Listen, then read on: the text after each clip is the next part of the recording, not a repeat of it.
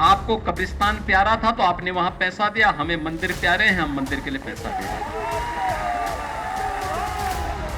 पहचान का जो संकट खड़ा हुआ था, ये माफिया और मच्छर के पीछे कुछ था तो ये जातिवाद की राजनीति थी, परिवारवाद की राजनीति थी, लेकिन जाति के नाम पर बढ़ते थे, दंगाइयों से कटते थे।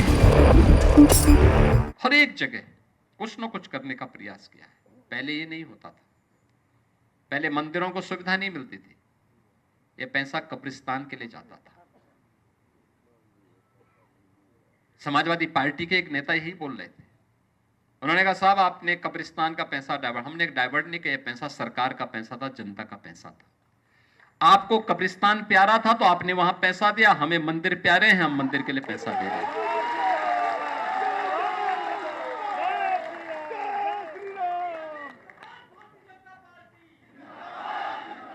जिसको जो प्यारा होता है वो वही करता है, लेकिन याद करना जब ये सुखद अनुभूति आती है, हमने हर जगह आपके प्रत्येक मंडल में, वार्ड में, बूथ में ये 3 प्रकार की पुस्तकें गई होंगी। मैं सभी बूथ अध्यक्षों से कहूंगा, सभी वार्ड अध्यक्षों से कहूंगा, बूथ पे बूथ की टीम कम से कम इस कार्ड को पढ़े और अपने बूथ के 10 लोगों को ये पुस्तक जरूर दें, 50 लोगों को ये पुस्तक जरूर दें, ये फोल्डर जरूर उपलब्ध करवाएं, अलग अलग व्यक्ति को, और पढ़ें भी कार्यकर्ताओं के बीच में। वार्ड स्तर पर भी इन विकास कार्यों पे चर्चा होनी चाहिए। अगर हम विकास के मुद्दे पर चर्चा नहीं करेंगे, उपलब्धियों पे चर्चा नहीं करेंगे, तो जनता उसको भूलेगी।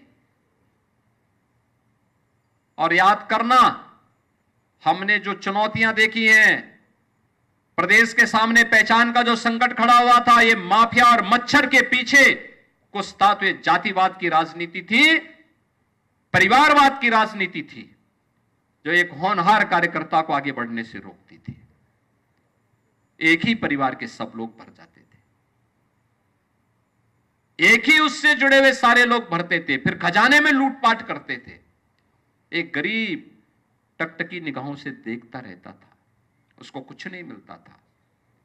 विकास से हर जनता प्रताड़ित होती थी, लेकिन जाति के नाम पर बढ़ते थे, दंगाइयों से कटते थे, और प्रदेश में